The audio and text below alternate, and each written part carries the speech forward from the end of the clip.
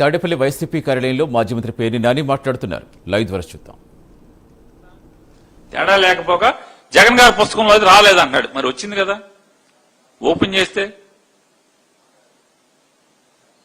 ఇప్పుడు 52 ముక్కల గురించి కాకుండా ఈట్ల గురించి కూడా నేర్చుకుంటే అన్నీ వస్తాయి. 52 గురించి కాదు, ఈట్ల గురించి కూడా నేర్చుకోండి. రెవెన్యూ డిపార్ట్మెంట్ గురించి కూడా నేర్చుకోండి. దాంట్లో నిష్ఠాతులు అయితే అవ్వచ్చు.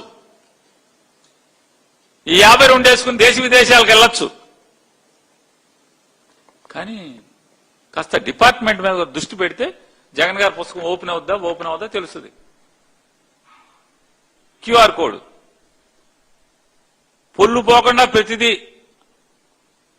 సరిహద్దులు, సర్వే నెంబర్, ఆ ఎల్పిఎంలతో సహా మీరు ఇచ్చింది అదే కదా. తేడా ఏముంది? ఏం తేడా ఉందా? తేడా లేదు కదా. మరి 1926 నుంచి 32 తర్వాత నారా చంద్రబాబు నాయుడు గారు ఇప్పటికి రామారావు గారిని వెన్నుపోటు పొడిచి 1995లో ముఖ్యమంత్రి అయిన దగ్గర నుంచి ఈ రోజు దాకా, అంటే 2019 దాకా ఏ రోజన్నా ప్రజలు రైతులు పడుతున్నటువంటి ఇబ్బందుల్ని అడ్రస్ చేస్తా ఎప్పుడన్నా ఆలోచన చేశారా అని అడుగుతున్నాను.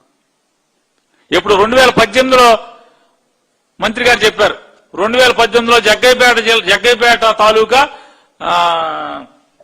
ఏం పాడది కదండి, ఏ ఊరు అది చెప్పారు నాన్న వారు? తక్కెళ్లపాడులో మేము మొదలు పెట్టాము అని చెప్తున్నారు కదా. తక్కెళ్లపాడులో మీరు మొదలుపెట్టిన సర్వే ఇవాళ ఎందుకు కొనసాగించట్లేదు అని అడుగుతున్నాను. ఆ సర్వే సిస్టమ్ ని ఇవాళ మీరు ఎందుకు కొనసాగించట్లేదు? అంటే మీది దిక్కుమాలిన సర్వే అనే కదా. నిజంగా నారా చంద్రబాబు నాయుడు గారు, అనగాని సత్యప్రసాద్ గారు ఇద్దరు కలిసి 2018లో తక్కేళ్లపాడులో మేము పైలట్ ప్రాజెక్టు కింద మొదలెట్టామని చెప్పని జబ్బలు తలుచుకుంటా చెప్పారు కదా.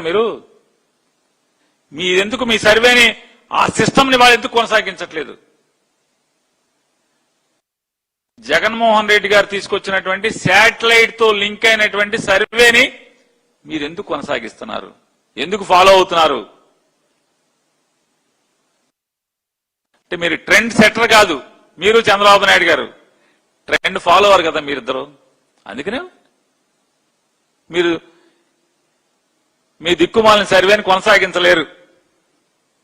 రెవెన్యూ మినిస్టర్ గారు నేను గట్టిగా ఛాలెంజ్ చేస్తున్నా, నిజంగానే మీరే సర్వే మొదలెట్టా అని చెప్తే 2018లో మీరు ఏ సిస్టమ్ అయితే మీరు మొదలుపెట్టా అని చెప్తున్నారో దాన్ని ఎందుకు ఇవాళ కొనసాగించట్లేదు అంటున్నాను.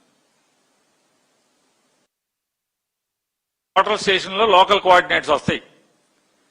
సర్వేలో టోటల్ స్టేషన్ సర్వే ఉంటుంది.